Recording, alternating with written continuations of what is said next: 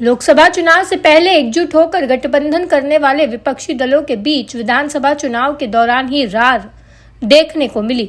मध्य प्रदेश में सीटों के बंटवारे को लेकर कांग्रेस और समाजवादी पार्टी में मतभेद खुलकर सामने आए। बात इतनी बढ़ गई कि दोनों तरफ से बयानबाजी के दौरान छूट भैया नेता चिरकुट जैसे शब्दों का इस्तेमाल किया गया।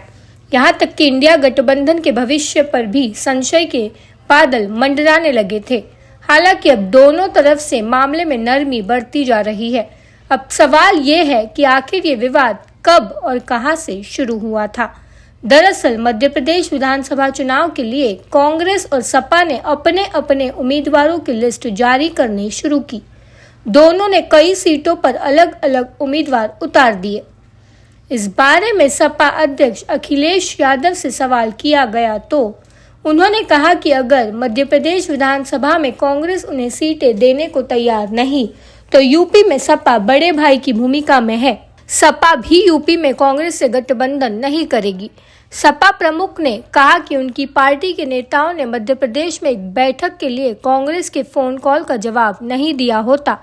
अगर उन्हें पता होता कि इंडिया गठबंधन केवल राष्ट्रीय स्तर तक ही सीमित है, अगर सभी प्रदेश स्तर पर गठबंधन नहीं किया तो भविष्य में भी प्रदेश स्तर पर गठबंधन नहीं होगा।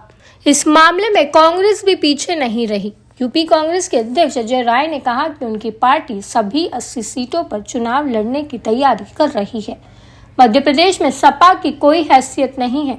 अजय राय के इस बयान के बाद जुबानी जंग और आगे बढ़ी और अखिलेश यादव ने पलटवार करते हुए कहा कि प्रदेश अध्यक्ष की कोई हैसियत नहीं होती। उनकी हैसियत क्या है? इंडिया गठबंधन के बारे में वे कितना जानते हैं? क्या बैठकों में थे?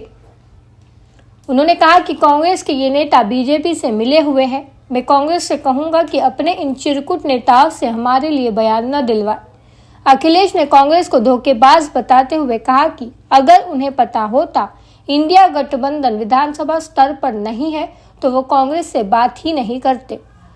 इसके बाद कांग्रेस के प्रदेश अध्यक्ष अजय राय ने अखिलेश यादव पर पलटवार किया और कहा कि जो अपने बाप का सम्मान नहीं कर पाया वह मेरा क्या करेगा। इस बयानबाजी में फिर और भी नेता कूद पड़े। मध्य प्रदेश कांग्रेस के अध्यक्ष और पूर्व सीएम कमलनाथ से जब अखिलेश यादव का नाम लेकर सवाल किया गया तो उन्होंने कहा कि छोड़ो भाई अखिलेश को।